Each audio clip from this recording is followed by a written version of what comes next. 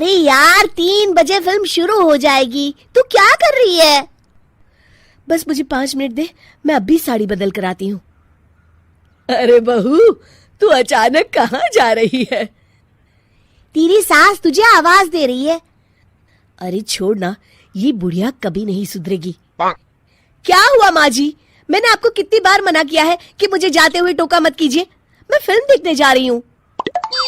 तू अभी चली जाएगी तो मेरे लिए खाना कौन बनाएगा बहू? सुबह से भूखी बैठी हूँ।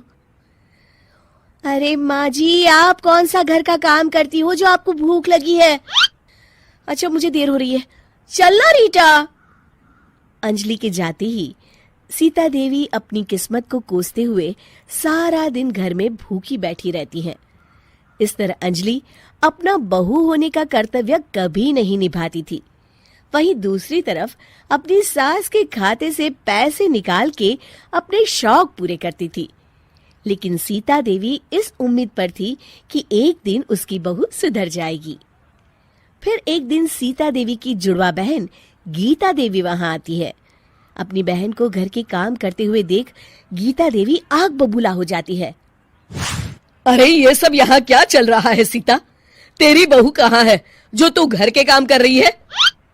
सीता देवी भावुक होकर रोने लगती है। अब तुझसे क्या छुपाऊं? मेरी बहू रत्ती भर भी मेरी इज्जत नहीं करती। मजबूरी में मुझे घर के सारे काम करने पड़ते हैं। वो तो बस सारा दिन अपनी सहेली के साथ सैर सपाटा करने में लगी रहती है।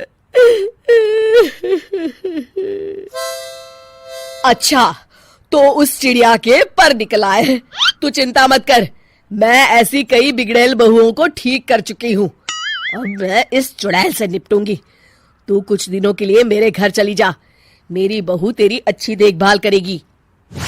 फिर दोनों बहनें आपस में साड़ियां बदल लेती हैं और सीता देवी अपनी बहन के घर चली जाती हैं।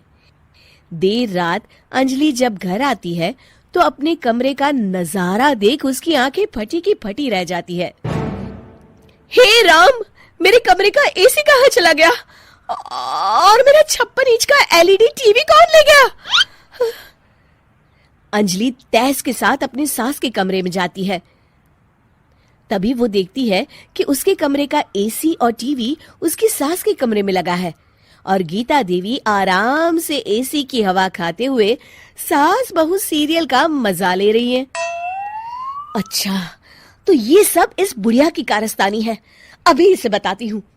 ये सब क्या है माँ जी? आपकी हिम्मत कैसे हुई मेरे सामान को हाथ लगाने की? क्यों बहू, ये सारा सामान तूने तेरे पिताजी के पैसों से खरीदा है क्या? है? लगता है तू भूल गई कि ये सारा सामान मेरे पैसों से आया है, इसलिए मैं अपनी सारी चीजें अपने कमरे में उठा लाई। तुझे कोई एतराज है? चल जा यहाँ से, सीरियल का मजा किरकिरा मत कर। गीता की बातों का कोई जवाब नहीं बनता देख अंजलि अपने दांत पीस कर रह जाती है। अगले दिन रीटा और अंजलि शॉपिंग पे जाने की तैयारी करती हैं। अंजलि जैसे ही अपनी स्कूटी पर बैठती है तभी गीता देवी स्कूटी की चाबी निकाल लेती हैं। अरे, ये स्कूटी कहाँ लिए जा रही है? ये भी मेरी कमाई की है। माँ जी, ये तो आप हाथ कर रही हैं। मैं बाहर पैदल जाऊंगी क्या? हाँ, पैदल जा। वैसे भी तुझे घूमने का शौक है, मुझे नहीं।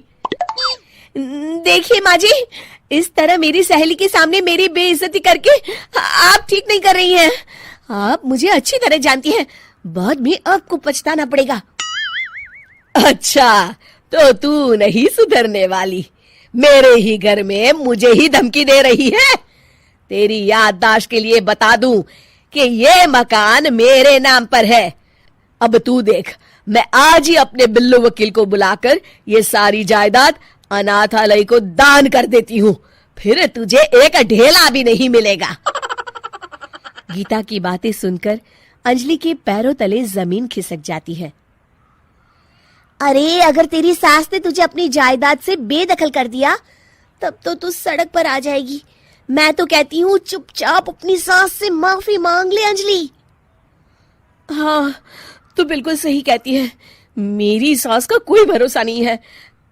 अरे नहीं नहीं माँ जी, ऐसा गजब मत करिए। आज के बाद मैं आपको कोई तकलीफ नहीं दूंगी और घर के सारे काम ना मैं ही कर लूंगी। मैं आपको एक अच्छी बहू बनकर दिखाऊंगी। कुछ दिनों के बाद, ये लीजिए माँ जी, आराम से गाजर का हलवा खाइए। खुशबू तो बहुत अच्छी है। हाँ माँ जी, वैसे मैंने सब काम कर लिया है, तो मैं आपके पैर दबा दूं? आप आराम से हलवा खाइए। इस तरह गीता देवी अंजलि को सही रास्ते पर ले आती हैं और सीता देवी वापस अपने घर में आकर रहने लगती हैं।